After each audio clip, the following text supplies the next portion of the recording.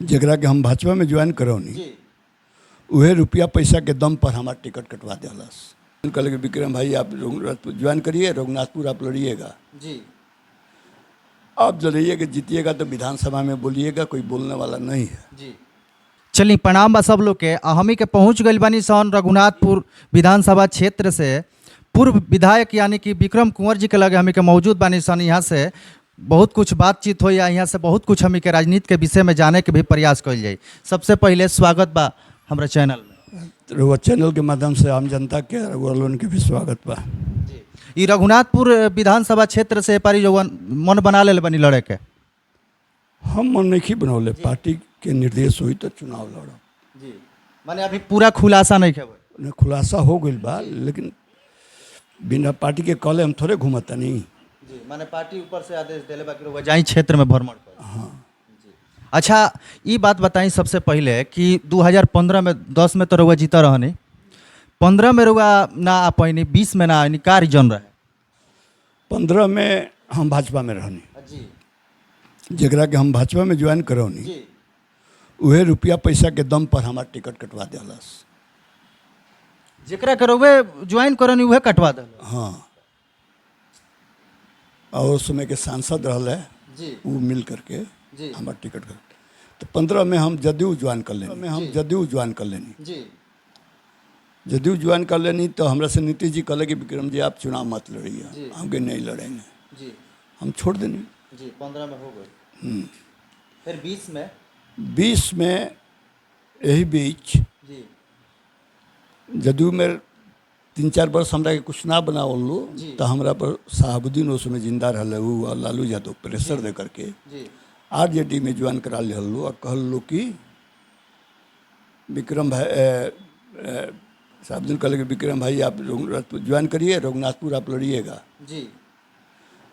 आप लड़िएगा, जीतिएगा तो विधानसभा में बोलिएगा, कोई बोलने वाला नहीं है। जी। तो हम सीधा आदमी दुनिया के काला पर लालू यादव साहबुद्दीन के काला पर ज्वाइन कर लेनी। जी। जी। लेकिन जब चुनाव आई जी। तो हिना साहब जी। हमारे से घात कर देती, कहले कि आपको चुनाव नहीं लड़ना है, जबकि लालू यादव साहबुद्दीन जेल से बार बार कहस जी। कि विक्रम भाई को चुनाव लड़ा, वो रहेंगे तो विधानसभा में बोलेंगे। जी। लेकिन ये ना मन ली, लास्ट में फ़ोन करके कल के हमारे तो लाचारी बनी जा रहे, जी। उनके जेल में बनी जा, ओकरे करे के बात तोरा के नहीं चाहत। हम कहे ठीक है बा, तो हम दूसरा पार्टी से लड़ते रहे चुनाव। जी। नीतीश जी हमारा फ़ोन करके कहले कि विक्रम भाई क्या कर रहे हैं, हम कि चुनाव लड़ रहे हैं। जी।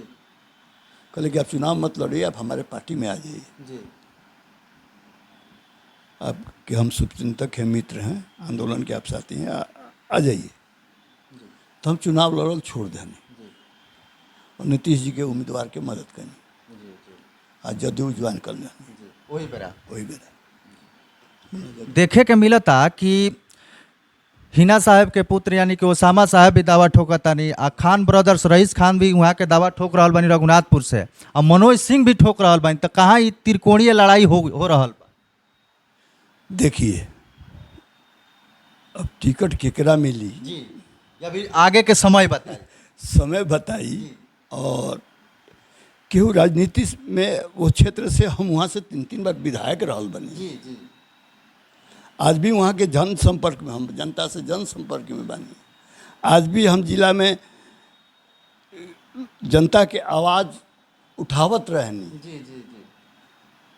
और केहू कही कि हम लड़ब तो थोड़े में लड़ब, कहाँ से केहू लड़ी, उ जदयू के सीट है। जी। पिछला बार में तो एले जदयू हार गए कि ओकरा साथे विश्वासघात हो गई। जी। जी। जी। भाजपा के कुछ लोग विश्वासघात कर दिहल, जी। जी। जौना वजह से भाजपा अति जदयू हार गए। तो अब वो स्थिति ना रही। उस समय हमार कैंडिडेट भी ठीक ना रहे, केहू चिन्हत न रहे, न केहू जानत रहे, न पहचानत रहे। अब केहू हमारा समय पर्सनालिटी आई तबे न हम अति हमार वोट काटी। एले केकरा का कहता ऊपर चिंता करे के जरूरत नहीं है। पार्टी हमरा के आदेश दिले भी, हम घूमतनी जदयू के सीट है जी और लड़े के तो 10-15 जना लड़ी लोग लड़े कैंडिडेट के केवरो के जाता है केहू माने खुलासा होला कि जब पार्टी टिकट जब दे देला तब जाके खुलासा होला कि मैदान में के आवता। क्या होता है। तो अभी तक कोनो चिंता नहीं है हमरा, हम घूमता नहीं, जनता हमार रेस्पेक्ट करती है, हम जनता खातिर कैले बनी, जनता खातिर लड़ल बनी, हम चोर पकेट मार ना हमी, लफुआ ना हमी, राजनीति में नहीं भाई। राउर सभी छवि एगो देखल जाला बहुत साफ सुथरा राउर छवि रहेला।